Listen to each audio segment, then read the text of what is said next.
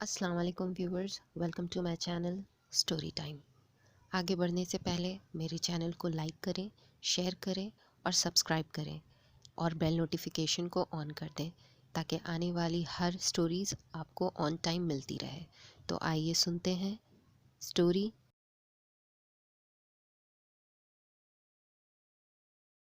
मगर उसके पास इस बात की गहराई में जाने का वक्त ही नहीं था। ज़िशान की शादी की तारीख क्या तय हुई थी कि वक्त जैसे पर लगा कर उड़ने लगा था। घर के कामकाज, शॉपिंग और मेहमानों का ख्याल रखना, वो तो जैसे घनचक्कर बन गई थी। हालांकि पड़ोस में ही उसकी सगी खाला रहती थी, जिनकी एक बेटी और 2 बेटे थे। सबसे बड़ी हीना थी, जो किरण से 1 साल छोटी थी। उनसे छोटे आसिफ और आमिर थे।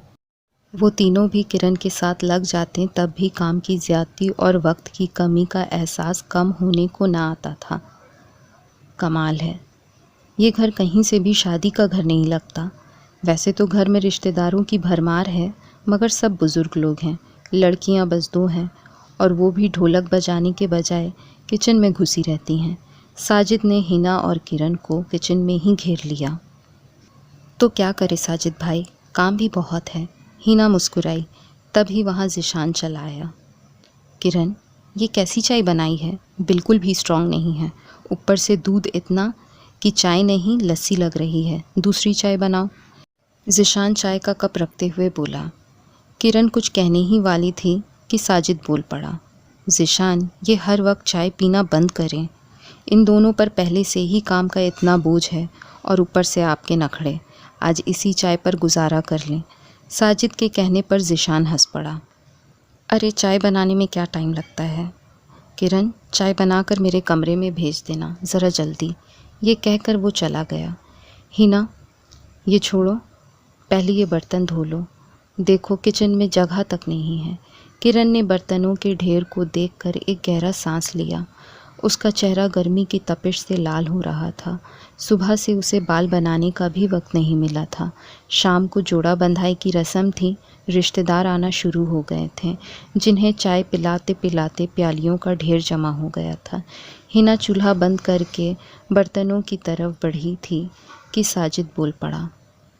1 मिनट ठहरो हिना, मुझे इन बर्तनों की ज़रूरत है। साजिद की बात पर दोनों चौंक कर उसे देखने लगी। आपको क्या ज़रूरत है? मैं चाय बना रहा हूँ। साजिद ने कहने के साथ ही स्टैंड से धुली प्याली उठा ली और वहाँ पड़ी प्यालियों की बची चाय को साफ़ प्याली में इकट्ठा करने लगा। ये आप क्या कर रहे हैं? किरण ने हैरत से बोला, जबकि साजिद ने बची चाय जमा करके एक पूरा कप तैयार कर लिया था। तुम क्यों खड़ी हो? जाओ आटा गूंदो।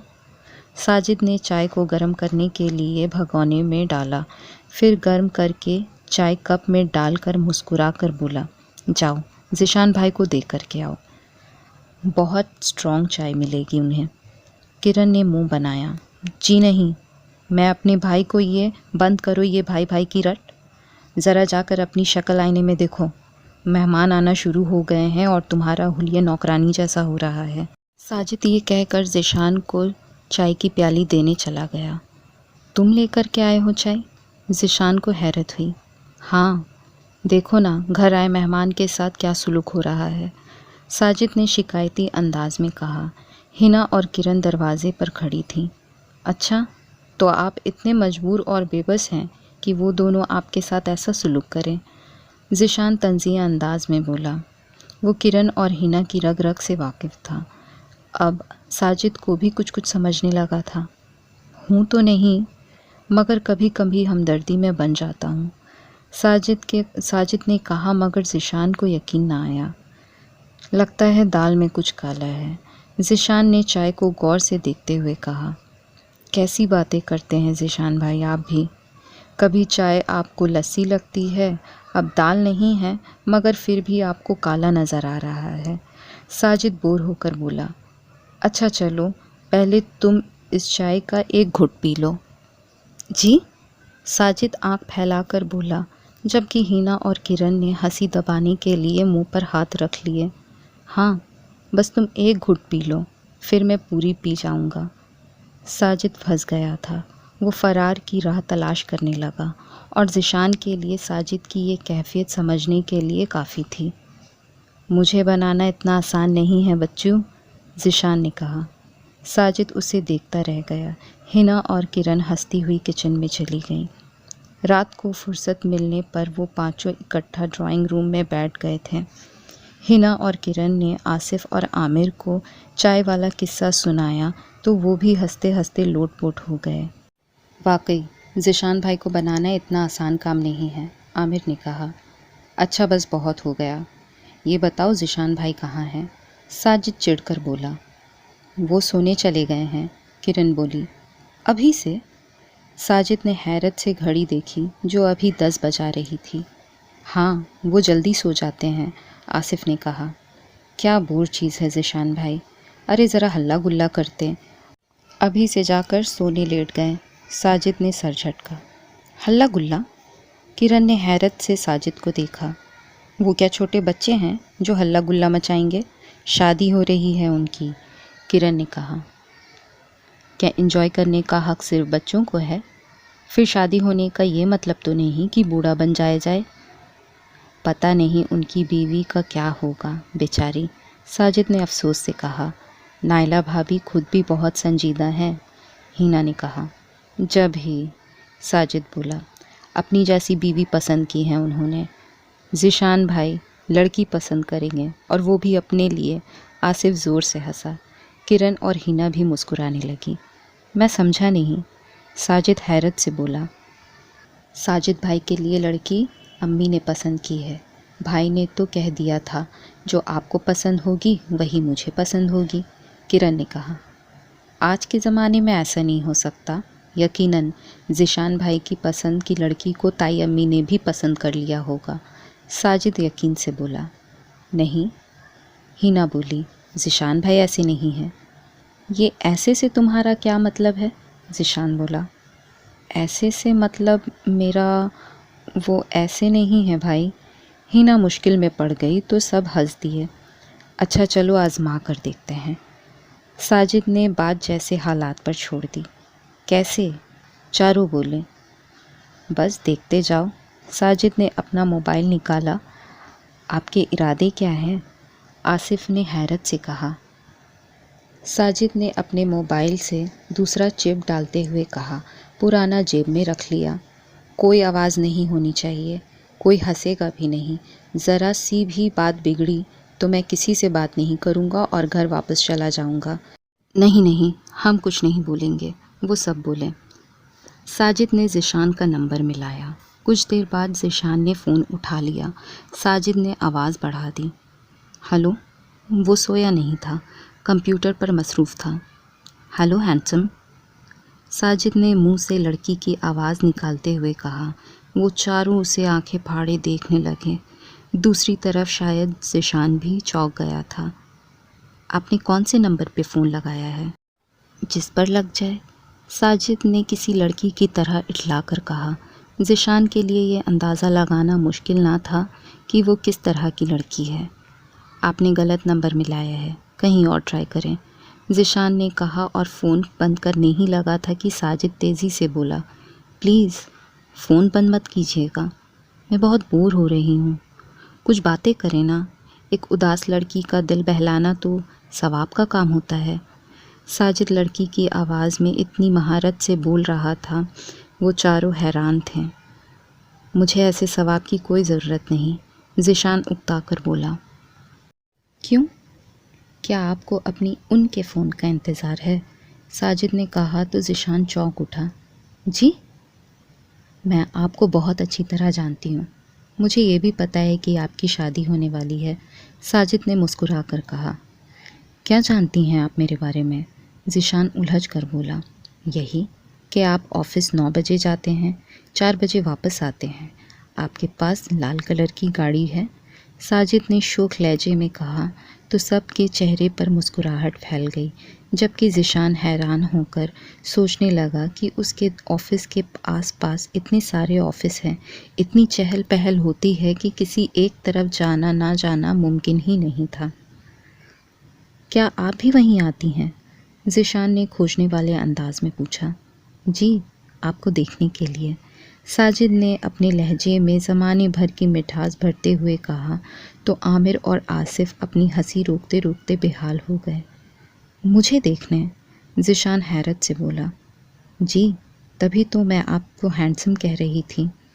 आप इतने स्मार्ट हैं और आपकी पर्सनालिटी इतनी शानदार है कि मैं आपकी फ़ैन हो गई, वरना इससे पहले मैं सिर्फ अपनी फ़ैन थी। मैंने आपको यही मशवरा देने के लिए फ़ोन किया था कि अगर आप मॉडलिंग में ट्राई करें तो दौलत और शोहरत आपके कदम चूमेगी और लड़कियों के दिल पर तो बिजली गिर जाएगी। लड़कियों पर बिजलियां गिरे या ना गिरे, वो चारों हंसी रोकते रोकते इधर उधर ज़रूर गिर गए थे। साजिद के घूरने पर भी उनकी हंसी नहीं रुक रही थी। मुझे लड़कियों पर बिजलियां गिराने का कोई शौक़ नहीं है, ज़िशान चिढ़कर बोला। लेकिन फिर लड़कियां आपकी दीवानी हो जाएंगी, रोज़ आपको फ़ोन करेंगी, आपकी तारीफ़ करेंगी। साजिद बड़े जोश से उसे बताने लगा। मुझे लड़कियों के फ़ोन सुनने या अपनी तारीफ़ सुनने का भी कोई शौक़ नहीं है। वाकई? साजिद ने कहा, फिर तंज़िया लहजे में बोला। मिस्टर ज़िशान, अगर आपको अपनी तारीफ़ सुनने का कोई शौक़ नहीं है तो फिर आप मेरी बकवास क्यों सुन रहे हैं? फ़ोन बंद क्यों नहीं किया? साजिद के कहने पर ज़िशान एक लम्हे को सटपटा गया था। उसे वाकई फ़ोन बंद कर देने का ख्याल नहीं आया था, हालांकि उसे बहुत पहले फ़ोन काट देना चाहिए था। फिर उसने ऐसा क्यों नहीं किया? ज़िशान ने घबराकर फ़ोन काट दिया। फ़ोन के कटते ही सब हंसने लगे। जवाब नहीं साजिद भाई आपका? आमिर बोला। हाँ, ज़िशान भाई कितने बौखला गए थे लड़की की आवाज़ सुनकर। आसिफ की हंसी भी नहीं रुक रही थी। मगर तुम सब इतना खीखी खीखी क्यों कर रहे थे? अगर आवाज़ चली जाती तो? साजिद ने चिप बदलते हुए कहा। अब हंसी आ रही थी तो क्या करते? हिना बोली। मजाक हमेशा सीरियस होकर करना चाहिए, साजिद ने नसीहत की। आपके साथ रहेंगे तो धीरे धीरे सीख ही जाएंगे, आमिर ने कहा तो साजिद ने उसके पीठ ठोक दिए। मगर मुझे ये मजाक पसंद नहीं आया, किरण बोली। अच्छा? उस वक्त तो ऐसे हंस रही थी जैसे सारे दांत बाहर गिर पड़ेंगे, साजिद चिढ़कर बोला। हंसी आना अलग बात है, मगर मुझे भाई के साथ ये हरकत पसंद नहीं आई, किरण ने कहा। अच्छा, इतना जज्बाती होने की ज़रूरत नहीं है। अभी सिर्फ ये पता करना बाकी है कि ज़िशान भाई की कितनी फ़ीसद मर्ज़ी शामिल है इस शादी में। साजिद के कहने पर किरण ने एक गहरा सांस लिया। अगले दिन जब साजिद ने दोबारा लड़की की आवाज़ में फ़ोन मिलाया तो ज़िशान ने आवाज़ सुनते ही फ़ोन काट दिया। फिर साजिद ने जब जब फ़ोन किया, ज़िशान आवाज़ सुनते ही फ़ोन काट देता और साजिद किरण के सर हो गया। ज़रूर तुमने ही ज़िशान को बता दिया होगा कि ये फ़ोन मैं कर रहा हूँ। ये सुनते ही किरण को आग लग गई, क्योंकि उसने तो इशारों में भी भाई को बताने की कोशिश नहीं की थी। मैं क्यों बताऊँगी? मेरे भाई बहुत शरीफ है, वो तुम्हारी तरह नहीं है, ऐसी हरकतें नहीं करते। साजिद ये सुनकर जलकर कबाब हो गया। मैं भी कोई ऐसा वैसा लड़का नहीं हूँ। तुमने मुझे समझ क्या रखा है? अगर ज़िशान भाई फ़ोन पर बात नहीं कर सके तो ना सही, मैं उनसे किसी और तरीके से उगलवा लूँगा। बल्कि अब तो यकीन से कह सकता हूँ कि ये शादी हरगिज़ अरेंज मैरिज नहीं है, वरना इतनी खूबसूरत आवाज़ सुन कर के भी। साजिद बोला। खूबसूरत आवाज़? किरण ने आँख फाड़ कर उसे देखा। मैं अपनी आवाज़ की बात नहीं कर रहा हूँ, मैं तो उस लड़की की आवाज़ की बात कर रहा हूँ जिसकी मैं कॉपी कर रहा हूँ। साजिद ने दांत पीसे। हाँ तो फिर ठीक है, किरण ने कहा। साजिद ने उसकी बात पर ध्यान ना देते हुए पूछा। ज़िशान भाई की दुल्हन का जोड़ा लाल रंग का ही होगा ना? हाँ, जाहिर सी बात है। किरण किचन से फुर्सत पाकर अपने दुपट्टे पर बिल टाकने बैठ गई थी, साथ ही चाय के घूंट भी भर रही थी। साजिद उसके पास ही चला आया था। ज़िशान अभी दफ्तर से नहीं आया था। हिना, आसिफ और आमिर भी शाम को उनके घर आते थे। तुम्हारी कोई ऐसी दोस्त होगी जो तुम्हें अपनी शादी का इस्तेमाल किया हुआ जोड़ा दे सके? साजिद ने कहा, पर वो चौंक कर उसे देखने लगी। ऐसे मत देखो, सिर्फ एक दिन के लिए चाहिए, फिर वापस कर देना, साजिद ने कहा। आपके इरादे क्या हैं? किरण ने उसे घूर कर देखा, क्योंकि जोड़ों का इंतज़ाम करना उसके लिए ज़्यादा मुश्किल ना था। उसके घूरने पर साजिद मुस्कुरा दिया। ये मत पूछो, ये एक सरप्राइज़ है। और ये भी मत समझना कि तुम जोड़े का इंतज़ाम नहीं करोगी तो मैं कहीं और से इंतज़ाम नहीं कर सकता। तुम्हारे अलावा भी कुछ ऐसे हैं जो मुझे हर चीज़ दे सकते हैं। किरण ने पहले तो उसे घूरा, फिर ठहर ठहर कर बोली, देखो, जब मैं आपसे पहली बार मिली थी तब आप ऐसे बिल्कुल नहीं थे। आप बहुत बदल गए हैं। पहले तुम मुझे ये बताओ, हम आखिरी बार कब मिले थे? मैं उस वक्त कितना बड़ा था और तुम कितनी छोटी थी? साजिद ने कहा। वो तो मुझे याद नहीं, लेकिन आप पहले इतना तो नहीं बोलते थे, किरण ने संजीदगी से कहा, मगर वो बिल्कुल संजीदा ना था। बुरी तरह चौंकते हुए कहा, तुम्हें ऐसा लगता है कि मैं बहुत बोलने लगा हूँ? इसका तो ये मतलब है कि तुम बोर हो रही हो, क्योंकि जब कोई अच्छा बोल रहा होता है तो दिल चाहता है कि बस सुनते जाओ, लेकिन जब कोई बकवास बोल रहा होता है तो बोरियत होती है। वो कहता रहा, बात को टालने की कोशिश मत करें, सच बताएं कि मसला क्या है? किरण ने पूछा। लगता तो नहीं, मगर मैंने सुना है कि जिनके अंदर बहुत सन्नाटा होता है वो अपने आसपास बहुत शोर मचाए रखते हैं ताकि उनके अंदर के सन्नाटे को महसूस कोई ना कर सके। किरण ने उसकी आंखों में झांकते हुए कहा। उसकी बात सुनकर एक लम्हे के लिए साजिद की आंखों में हैरानी फैल गई, जैसे उसे किरण से ऐसी बात की उम्मीद ना हो। लेकिन बस एक ही पल को ऐसा हुआ था। अगले पल वो हंसने लगा था। कितनी गहरी बातें करने लगी हो तुम किरण। अंदर का सन्नाटा, ये किस चिड़िया का नाम है? किस चीज़ के अंदर होता है ये सन्नाटा? साजिद ने अपने गिरबान में झांका, फिर बोला, यार कज़न, मेरे सामने ये फ़लसफ़े से ज़रा परहेज़ करो, मेरी बिल्कुल समझ में नहीं आता। अच्छा, तुम अपना काम कर लो, मैं ताई अम्मी के पास जा रहा हूँ।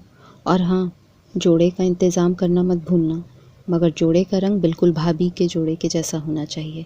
साजिद चला गया तो किरण देर तक उसकी बात के बारे में सोचती रही।